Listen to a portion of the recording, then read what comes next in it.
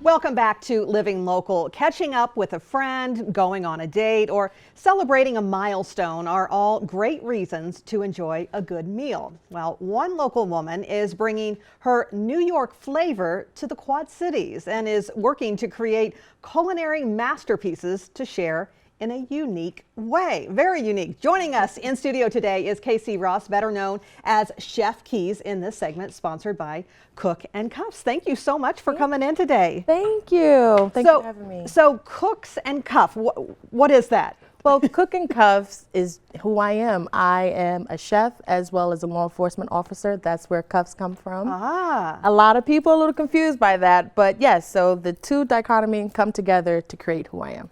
All right, and you're from New York, Yes, so you ma'am. were a police officer in New York? No, I was in law enforcement. Okay. Due to my job, I can't really disclose where or what agency. Ooh, okay. But yes, my husband and I are in law enforcement, and we moved here for a better opportunity. We both got promotions. Nice, nice. So when did you first find your love for cooking? And how did you start hosting private dinners? Because that's what you're doing. Well, my love from cooking, it started when I was a child. Like most people, your family members, your great-grandmother, well, my great-grandmother was a major influence in me creating dishes and communing. And I started hosting dinners maybe December of 2020. I had a young lady on Facebook. I posted a picture. She asked for shrimp and grits specifically. And she came to my house, she did a glaring review. Then I had another person comment, hey, do you do dinners? Or do you have a restaurant? I said, no. She's like, well, we could come to your house for dinner. Okay. And it just started from there. And I realized that it was a niche, and many people love the aspect of coming to someone's home and it's so comfortable. And I Yes. wanted to create a space where it was safe to communicate and to have conversation without white noise of other patrons. Right, I was going to say that is just, it's so unique. You don't hear about that, but you don't have to wait in line. Right. You don't have to worry about the noise around you Right. or the wrong food. Right, right. So yeah, it's so unique, so unique. But you did bring some wonderful goodies with you. Tell us about what you brought here. So since it's Valentine's Day, I have on my pink and a little black for a little sweet and naughty sort of situation. This would be a typical dinner that I would serve for a Valentine's Day treat in my home. We have some roasted asparagus with shiitake mushrooms and red onions. I made a sweet potato cobbler, a candied sweet potato cobbler. We have a broiled tomahawk, and we have bourguignon grits with some microgreens and a rosemary olive oil drizzle on top. So where do you find your inspiration? Television. Really? Television, things that I've eaten in New York or on my travels, or I will see a recipe in a magazine. It literally comes from anywhere, or I'll smell something and then I'll create the dishes, but most of all, my clients. Yeah. Yeah, they tell you, you know, what they're in or what they seem to like the most. Right.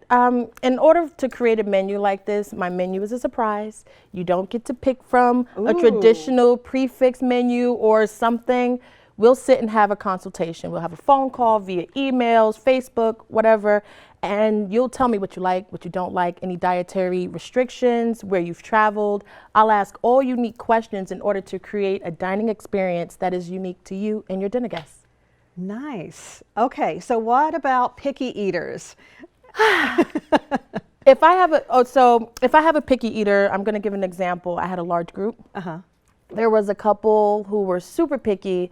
They are my audience for the evening. I will cater a menu that's geared to them with aspects that will entertain or please everyone else, since they're not the picky ones. Gotcha. Okay. So what about if you have someone who wants gluten-free or a vegetarian? Gluten-free options, they're the main star of the dish or the dinner, because they can't have everything else. So I will cater a dinner around gluten-free options, and not just gluten-free bread. I will find other grains, other vegetables, because there's gluten in everything. People don't know that. Yeah, yeah. And that will make them and their tummy feel happy.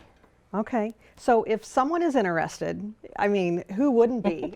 Especially for Valentine's Day. I hope. How can someone book you for a dinner? You can find me all over social media. I'm on Facebook, TikTok, Instagram, my website, cookandcuffs.com. I'm on Instagram primarily with my food videos, but a lot of people contact me through Facebook. Okay. And so you say most of the time they come to you. Yes. They come to your home, you cook, but there are times you can go to them as well. Yes, ma'am. I can comfortably host 8 people in my dining room, but there are other people who would love for me to come to their home. If they have a bigger space, myself, my assistant, Gracia, will go and we'll create this whole dining experience. The tablescape, they provide the tablescape. Okay. And I come with everything else. We clean up and pack up like we weren't even there. Oh my goodness. Yeah. I mean, what a great experience. Who wouldn't want that? I mean, for Valentine's Day, great, but any other time as well. I mean, a special occasion. It's just a wonderful and great idea. Great idea. Thank you so much for having me. Yes, thank you for coming on. And and it smells so good. I wish everyone could get a taste. All right. Again, this segment was sponsored by Cook and Cuffs. For more information, check out cookandcuffs.com. And we'll also have all those details posted on ourquadcities.com.